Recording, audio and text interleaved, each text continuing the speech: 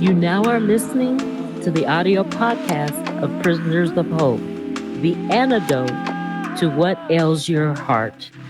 I'm your host, Dr. Debbora Whitson. So come on in, pull up a chair, and open up your mind as you get ready to receive the download that hope will bring.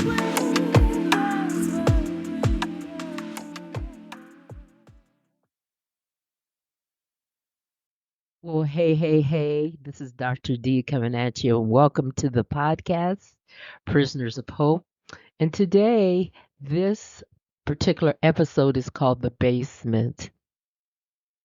And I don't want to take credit for this title myself.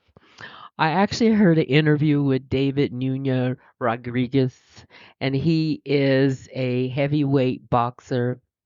And he was talking about, he actually made this quote. He said, "When I hit rock bottom, I didn't know rock bottom had a basement." That was so profound to me because David was saying in this interview, in which he talked about the trials and tribulations and the struggle that he had gone through in his life, that you can go further down than rock bottom. Wow. Can you relate? I know I can relate. Today, in part one of this series, we're going to talk about the characteristics of basement experiences. In part two of this series, we'll examine strategies to help you deal with your mindset as you proceed through the basement experiences in your life, which are dark times. So, we're going to talk about the dark time. We're going to talk about the characteristics of the dark time in part one of this series. And in part two, we're going to skip over to what are some strategies we could use when these times come upon us. So stay tuned, buckle your seatbelt. Let's get started. Well, here we go. We're going to talk about the characteristics of the basement. So you're not surprised once you get there what it looks like, okay? One of the first characteristics I want to talk about is feelings are raw. Your feelings are very raw in the basement. And remember, the basement is below rock bottom. Your feelings are very raw. You know, raw feelings are powerful and difficult to control. You show the blunt, unedited version of your personality when this is happening. There are no filters on your thought. They just come out raw. There's no effort to be tactful about the way you speak, no sugarcoating to sweeten the impact of the interaction on others, nor yourself. You don't even sugarcoat your thoughts for yourself. You don't even do that. Feelings are very rock bottom. They're very raw in the basement. The next thing I want to talk about, characteristic of the basement, is you feel very depleted and you feel broken. So depletion and brokenness is a characteristic of the basement. Raw feelings like anger and confusion, shock and desperation, and sadness can lead you depleted, even broken and tired. You have nothing else to give. Okay. And from that, we will seek isolation. A lot of times we seek isolation. And isolation, we tend to seek out isolated surroundings. We don't want to be around anybody. We want to be by ourselves. We want to separate. We want to segregate. We want to set ourselves apart and keep ourselves apart from others. Especially want to keep ourselves from others who can possibly help us think clearly. It is a self-imposed quarantine. You avoid social interactions. So the basement is a very lonely place. You even avoid those social reactions in the past that you have found to be enjoyable. You don't even want to do that. The devil does his best work in isolation because clear thinking does not come from isolated surroundings. Prolonged social isolation can lead to a broad array of behavior changes. Did you hear that?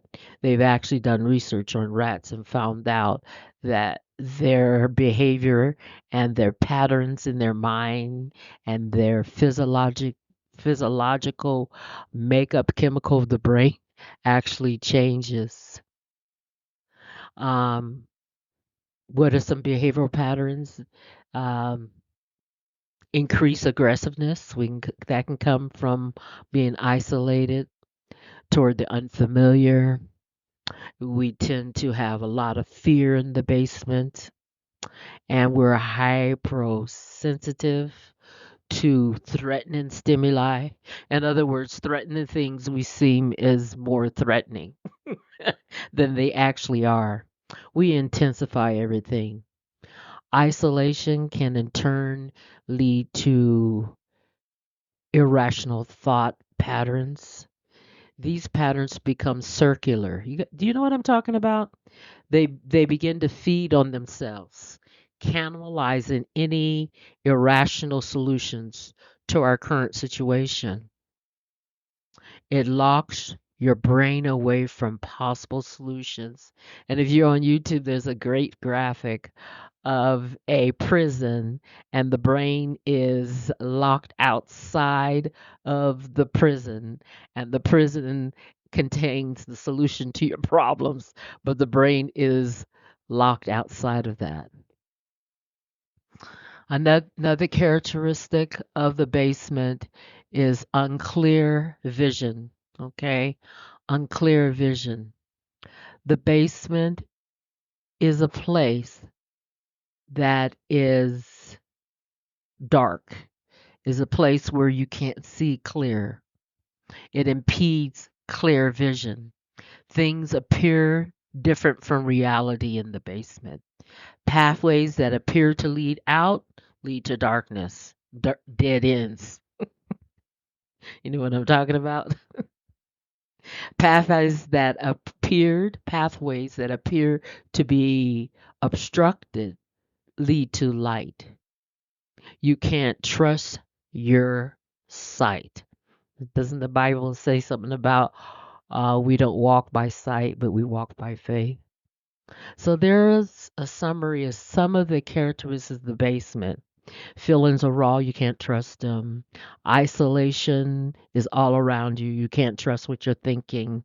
You are depleted, you're broken, you have no energy, you have thoughts that don't make any sense, and your vision is not clear.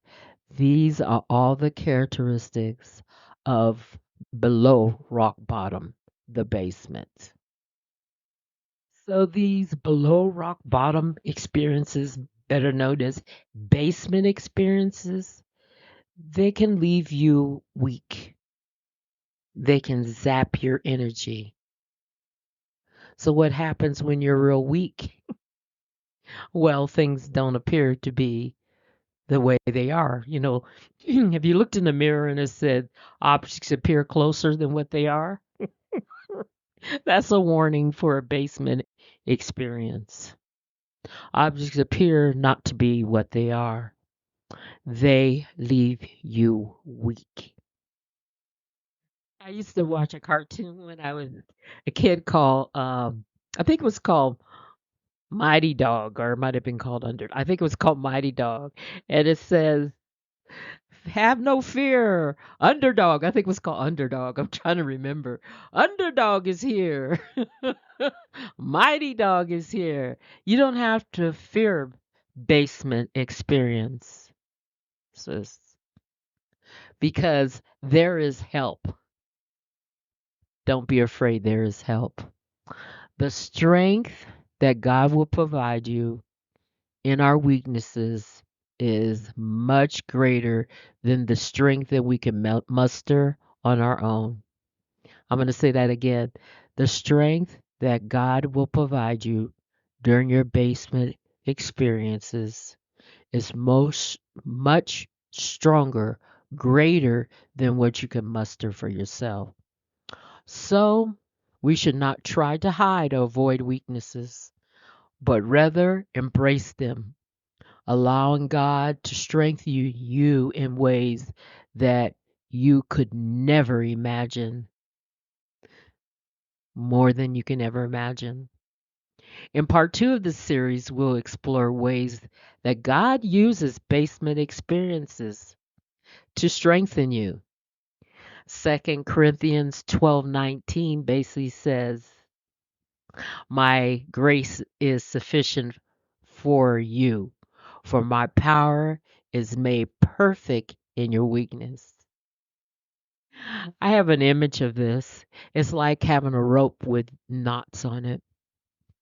And when you are about ready to fall off the rope and you've tied your last knot of hope, God becomes strong at the end of yourself. That's where you find the strength of the Lord. So tune in next week when we will go over some strategies that you can use in these basement experiences that you're going to have. God promises that you will have trouble. And don't fear. Underdog is here. I think it was Underdog. He is there to help you. And next episode, part two, we will discover some things that God can reveal during your basement experience. Well, tune in next week and God bless. Until next time. My hope is that this journey has been fruitful and you're able to take it and apply it to your life. Until next time, tune in again for the Prisoners of Hope podcast. God bless.